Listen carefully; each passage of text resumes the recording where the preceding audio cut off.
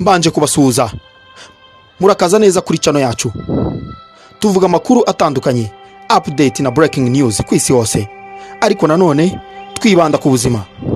Uyu munsi tugiye kuganira ku cyo wakora kugira ngo ubone ibitotsi ninjoro cyangwa se usinzire neza. Muri iki gihe kubera ibibazo n'imihangayiko no guhibikana, abantu bashaka icyababeshaho, usanga abantu bamwe muganira bakakubwira ko batakibona ibitotsi cyangwa se baryama gusa ariko ntibasinzire. Iki kikaba ari ikibazo gikomeye. Uku kutaruhuka neza nijoro cyangwa kutabona ibitotsi bikaba bituma bamwe birirwa n'umunaniro, gusinzira bya hato na hato ku manywa ndetse no kubabara umutwe. Ibyo kurya n'igihe ubiririye bigira uruhare rukomeye mu kugena uko ibitotsi byawe biza kugenda n'igihe uri bumara usinziriye.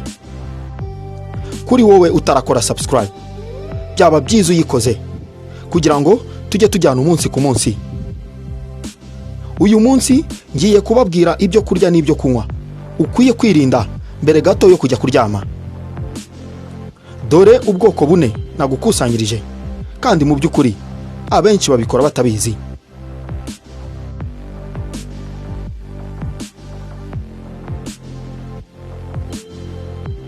Ubwoko bwa mbere: soda, soft drinks cyangwa se fanta nkuko bamwe babivuga. Ibi binyobwa ibyinshi byongerwamo kafeine mukongera uburyohe bwabyo. Iyi ishobora gutuma utabona ibitotsi mu ijoro. Ibi binyobwa biri carbonated drinks, ni ukuvuga ko biba byafunganywe gaze ya carbon dioxide kuri presiyo runaka. Ahanini usanga bikunda gutomboka kubw'iyi mpamvu. Carbonated drinks nk'izi zishobora gutera ibibazo cyangwa se trouble, kwigogora cyangwa se kurwungana ngogozi, bigatuma udasinzira neza. Ibi binyobwa byongerwamo isukari nayo itari nziza ku buzima. Iyi ni indi mpamvu yatuma ubura ibitotsi, kuko umubiri ukora cyane aho kugira ngo uruhuke. Iki ni igihe wafashe ibyo kurya bikungahaye cyane mu masukari. Ku rundi ruhande uzabyumva umaze gukoresha isukari nyinshi, nyuma gato uzatangira usinzire cyangwa wumva ucitse intege, kubera ko isukari bangamira irekurwa rya proteine ya orexine na hypocretine, irekurwa n'ubwonko, igatuma duhora turi maso, mbese dufite imbaraga, ubwonko bukangutse.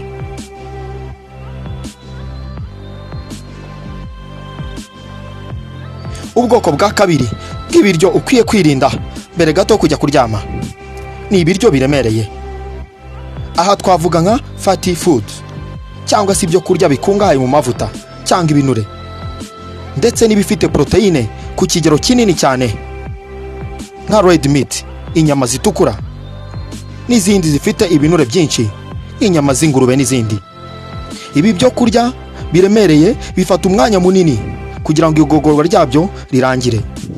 Bivuga ko atari byiza rero kubifata mu ijoro mbere yo kujya kuryama, kuko ibi bituma umubiri urwana n'igogorwa ryabyo. Ibi bigatuma umuntu atabasha kuruhuka neza nkuko bikwiye. Ni byiza rero gufata ifunguro twakwita ko ryoroheje, kandi nabyo bigakorwa amasaha nibura 2 mbere yo kujya kuryama.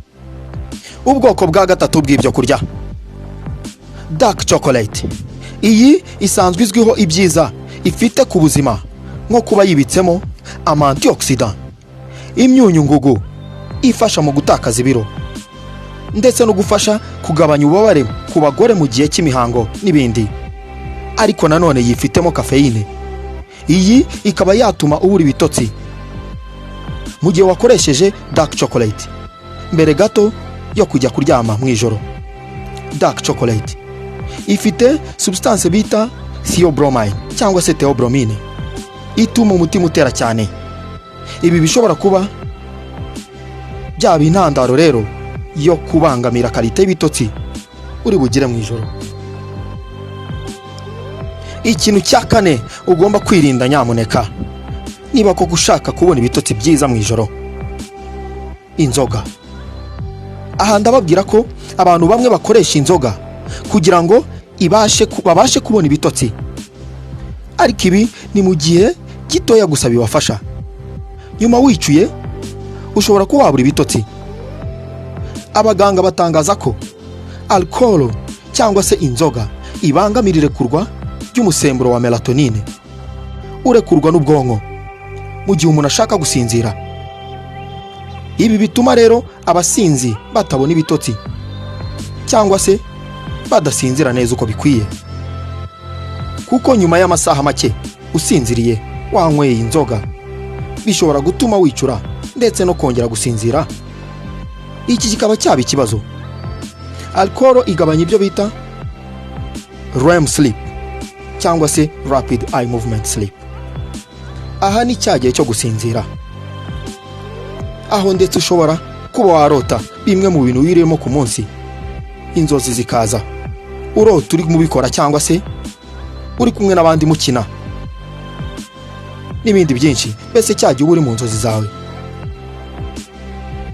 Iki gihe rero gifite akamaro ku buzima bwacu kuko birinda kugira risike z'umubyibuho ukabije, kugira ibibazo byo kutibuka n'ibindi, mbese hahandi uhora wibuka neza, memoire ikaba yabasha kwiyongera. Kunywa inzoga mbere yo kujya kuryama bishobora kongera ikibazo cya sleep apnea.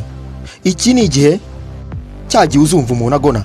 Ibi biba biterwa n'uko inzira z'umwuka ziri kugongana ndetse zigasa n'izifunga umwuka nutambuke neza mu gihe usinziriye.